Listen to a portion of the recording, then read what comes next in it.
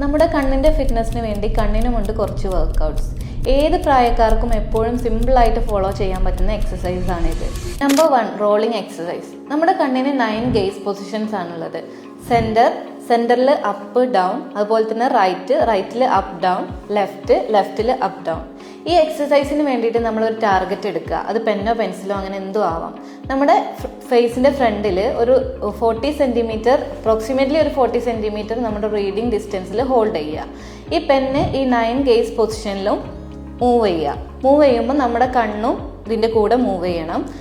എപ്പോഴും ശ്രദ്ധിക്കുക, ഹെഡ് എപ്പോഴും റെസ്റ്റിലായിരിക്കണം.